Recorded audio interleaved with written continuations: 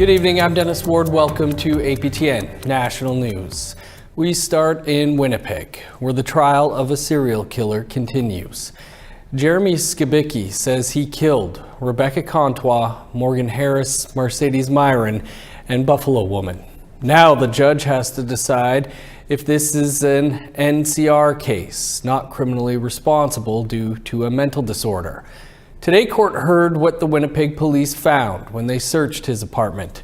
And a warning now, details in this report and our next few stories are disturbing.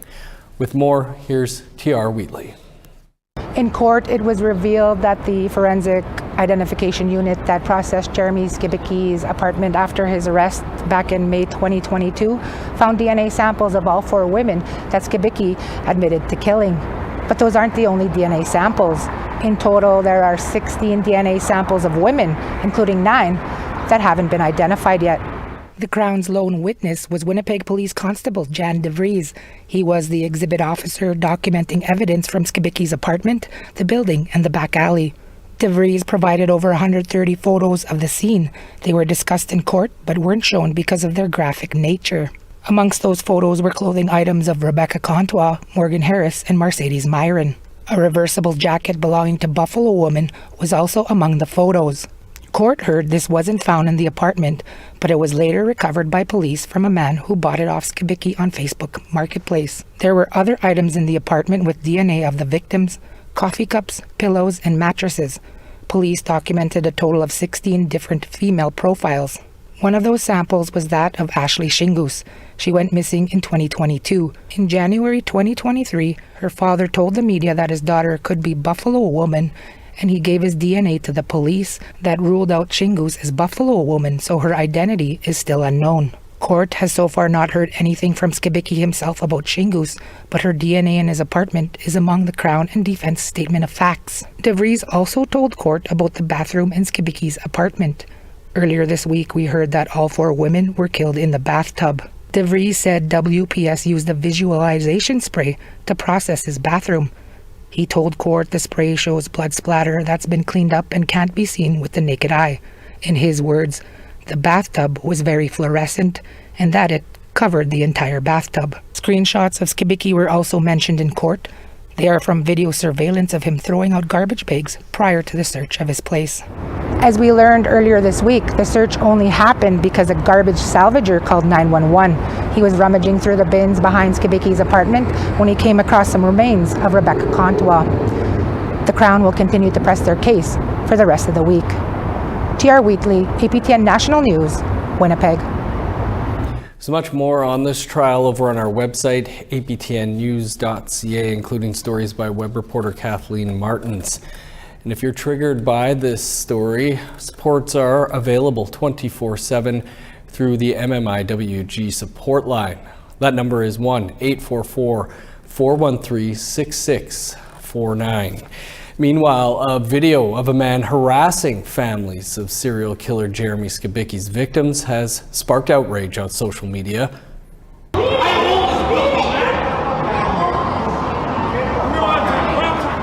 The video, taken outside of the RBC Convention Center in Winnipeg, depicts the man screaming profanities at the families as he becomes physically aggressive.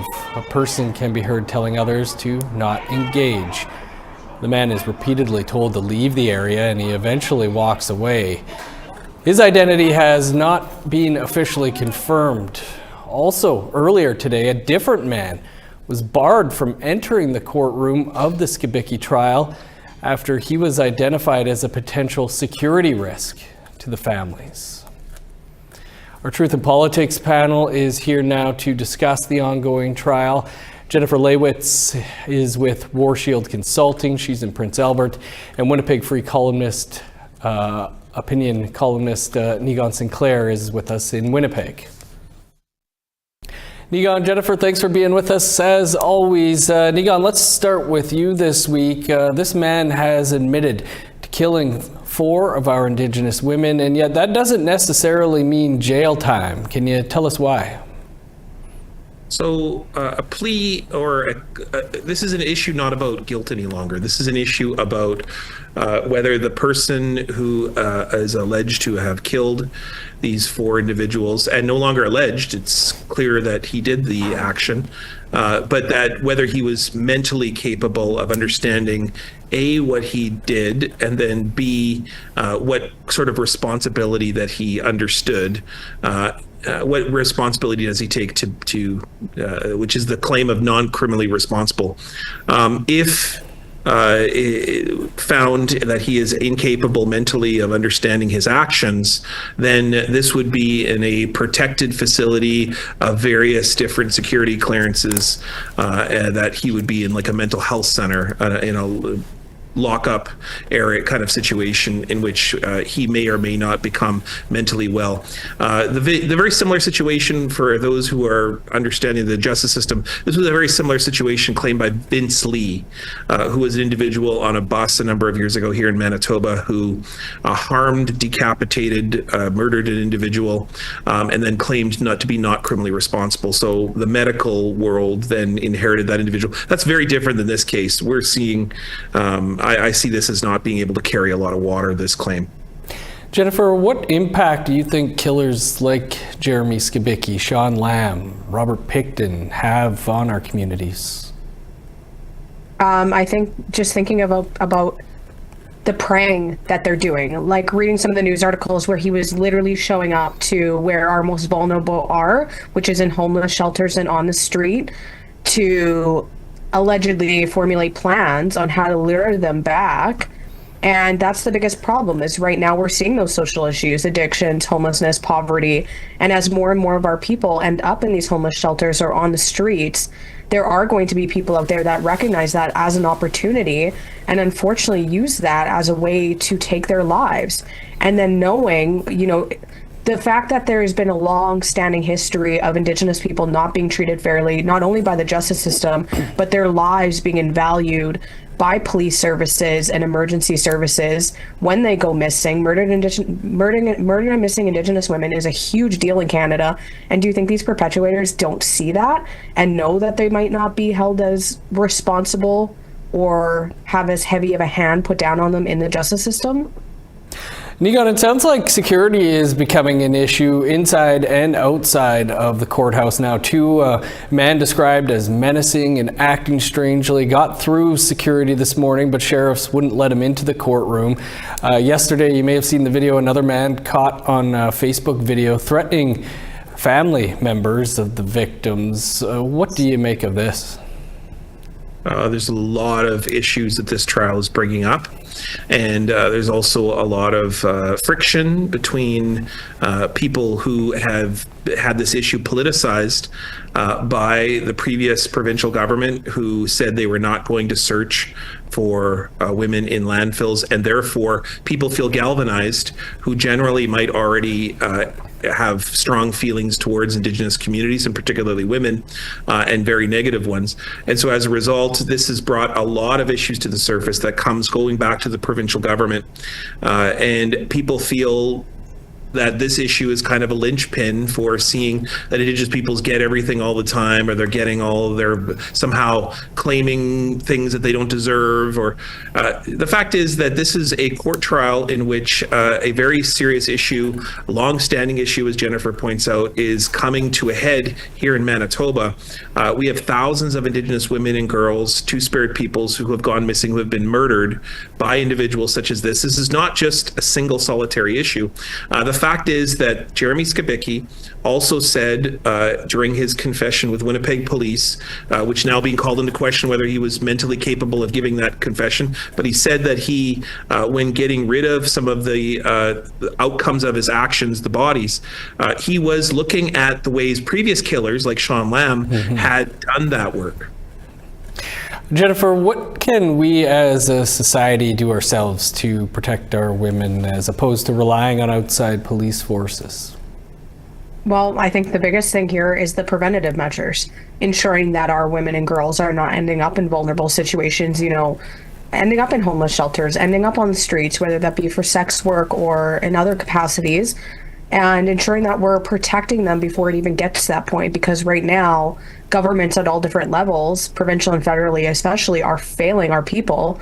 So they're ending up in these positions. And then, we do talk about the changes that need to be made in the preventative as well, and then also the response, so the police response and stuff like that. And we talk about a lot about diversity and inclusion, but it doesn't seem to be getting better. And we did see in the last Manitoba election how there was a literal campaign happening to not search the landfill. And it's like the way that we just so casually downplay the lives of Indigenous people in this country. And I see Indigenous people and I see Indigenous advocates singing to the rooftops all the time about this. But until society essentially wakes up and starting to advocate alongside with us, then I don't know if it'll ever change. Right. Important topic, Niga and Jennifer. Appreciate you both being here to speak about it. You betcha. We're always looking to hear what you have to say about anything you see here or anything you'd like to see here. Here's how to continue the conversation. If you have a story you want to share, send us an email to news@aptn.ca. To read and watch our stories, go to our website. That's aptnnews.ca. You can find us online on your favorite social media sites, including TikTok, YouTube, LinkedIn, and X. Follow APTN News to join the conversation and see our latest stories. Rebecca Strong's incredible run on Canada's Got Talent continues. That story and more after the break.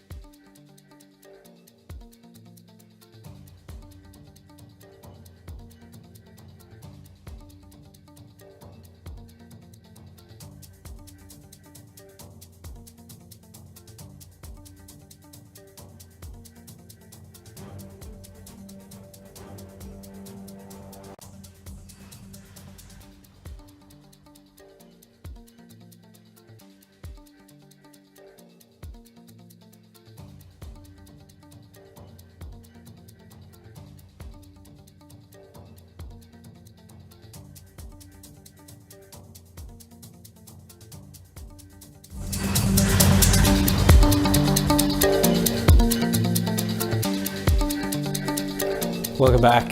A mother from Saugeen First Nation in Manitoba is organizing a helmet drive in honor of her late daughter. Katie Pajak died in September 2021 after an ATV collision. She was not wearing a helmet at the time. Since 2022, her mother, Marilyn Corshane, has been collecting helmets to give to riders in Saugeen to prevent another tragedy. Now Corshane hopes to expand her efforts by delivering helmets and safety workshops to other First Nations. I feel safe with Saugeen, with these kids, and that they have helmets. But now I'd like to go more towards to talk to the chiefs here about their own communities. What I'm thinking now is to go into these other communities along with the support of all the chiefs in Manitoba, to go in and say, listen, I'd like to go in and see if you guys, could fundraise or, do a in-kind donation to buy helmets for your community and do that awareness with the community. After 25 years, Manitoba First Nations Education Resource Centre is still finding ways to innovate learning. They've debuted a land-based education program at their annual conference in Winnipeg. But instead of going out on the land, students will log in to their laptops. Sav Jonza tells us more. It's been 25 years since the creation of Manitoba First Nations Education Resource Centre, or MFNERC. The organization provides educational services and support to 58 First Nations schools in the province. This week, they celebrated the milestone at their annual Lighting the Fire conference in Winnipeg for First Nations educators. It's really a testament to the great work that a lot of our people have done over the past 25 years and more in education, in First Nation education. Charles Cochran, the executive director for MFNERC, says a lot has changed since the organization's inception, except for its principles. In the past, when the organization first started, it was primarily to look at support services, which is really our bread and butter today. But also things have changed. Obviously, times have changed, technology, but still looking at our foundations on our languages and cultures and traditions or values. So there's things that have changed, things that are still there. As Cochran points out, technology is a big part of children's learning in the 21st century. And MFNERC is staying innovative in how they adapt to students' interests, like land-based education through a popular computer game. For me, it had Minecraft written all over it. I was like, this is an opportunity. Carl Hildebrand is an education technology facilitator for Manitoba First Nations school system. It was his idea to turn Pemanchewin, a key, a boreal forest and UNESCO World Heritage Site that covers part of Manitoba and Ontario, into a Minecraft map. It's an answer to concerns raised by teachers in Bloodvein River First Nation who collaborated on the project with developer Logix Academy.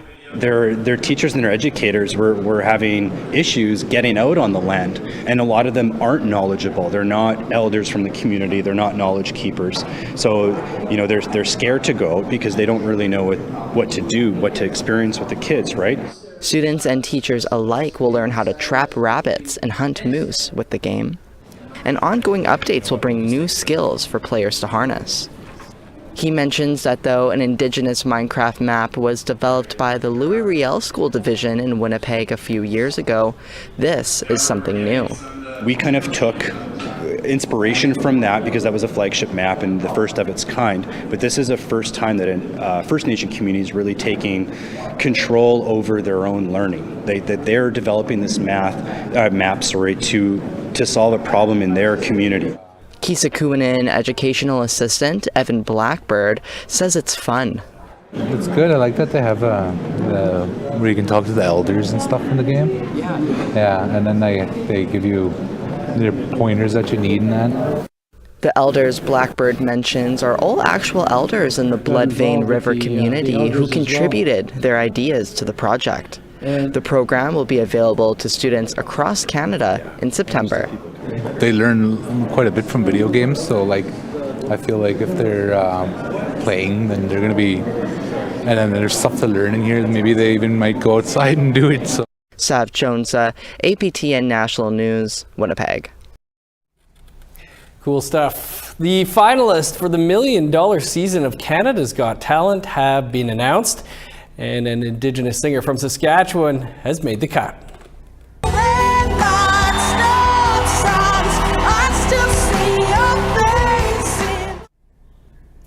Following her emotional performance of Olivia Rodrigo's song Driver's License, Rebecca Strong of Prince Albert is moving on to the finale of Canada's Got Talent. Rebecca will be one of 8 finalists moving on to the live finale that will air on May 14th. Viewers will have the chance to vote for who they think deserves to win the $1 million cash prize when it goes to air on City TV on the 14th of May. Incredible stuff. Congrats. We've got previews of tonight's episode of Nation to Nation and tomorrow night's APTN Investigates for you after the break.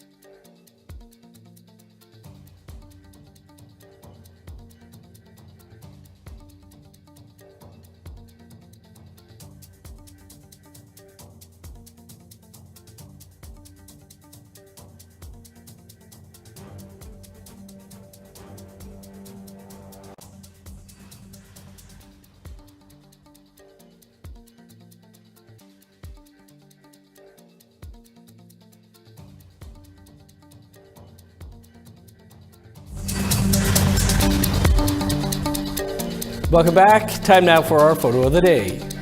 Now, thanks to regular contributor Dave Menzies, as he was able to snap a quick shot of these Canadian geese performing a takeoff near Steinbach, Manitoba. Thanks, Dave. Send your photos to share@aptn.ca for the chance to be our next photo of the day. Now let's take a look at tomorrow's weather forecast.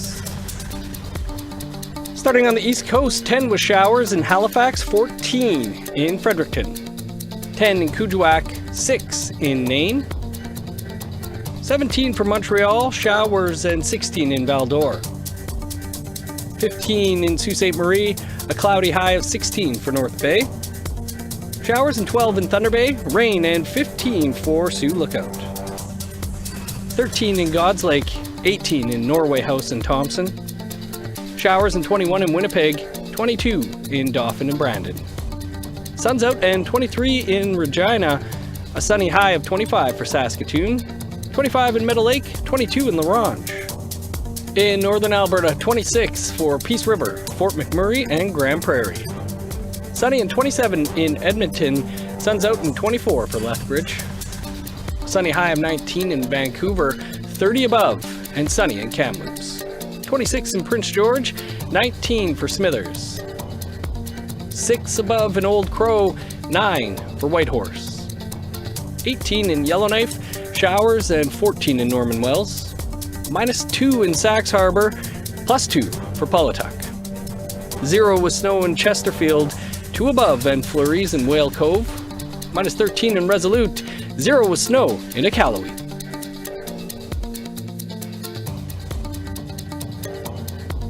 Over to our Ottawa studio now, where Fraser Needham is standing by with an update on what's ahead on Nation to Nation. Coming up after the news, Canada's Northern Affairs Minister Dan Vandal says the Métis Nation of Ontario has some work to do in proving itself as a legitimate organization to both First Nations and other Métis governments. Environment Minister Stephen Guilbeault says things must change after a plastics company in southwestern Ontario continues to emit high levels of benzenes into the atmosphere, affecting a nearby First Nation. And British Columbia's Minister of Mental Health and Addictions, Jennifer Whiteside, says the province is exploring different ways of combating the toxic drug supply. You'll hear from them in just a few minutes. Thanks, Fraser. Back in Winnipeg, the Manwin Hotel on Main Street Strip has become a hub for drugs and violence in the city. But with a lack of housing, it's also become a last resort for the city's vulnerable population. Tomorrow night on an all-new episode of APTN Investigates, video journalist Tamara Pimentel takes us behind the doors of the Manwin and speaks with those most affected. Here's a preview.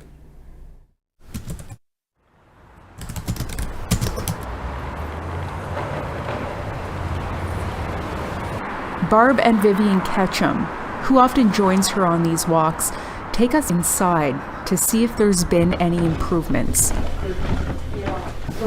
Still the same condition when you said they were fixing it? This is one of the communal bathrooms? Yeah, I guess so, yeah. That other one, that other bathroom, we were in there. There's no tap here. This isn't a typical hotel. There isn't a front desk with staff to welcome you. And most of the washrooms are shared. So we have a shower here without any sort of privacy. When we came there was a girl in there, and then the guy just walked in. There's no doors or nothing. There's no tap here either. The hot water tap is missing. This is missing right over here. Around almost every corner is drug use. Windows are missing. And baseboard heaters are broken. There is no heat here at all. Look at this. No heat at all. So how are people staying warm if these base heaters aren't working? Well, the last time we came, we asked one of the guys, and they said they were bunched up in one room. Okay, this for is body heat. Yeah. Somebody's needle upstairs. You can catch that episode of APTN Investigates Beyond the Strip tomorrow night, immediately following the APTN National News. We'll also speak with Tamara about the documentary right here tomorrow night. That's all the time we have for your APTN National News for this Thursday. For news anytime, visit our website, aptnnews.ca. And be sure to join us here tomorrow at 1 p.m. Eastern Time for our recently added afternoon newscast. I'm Dennis Ward, Marcy Miigwech. Thanks for being with us. Stick around. Nation to Nation is next. Have a great night.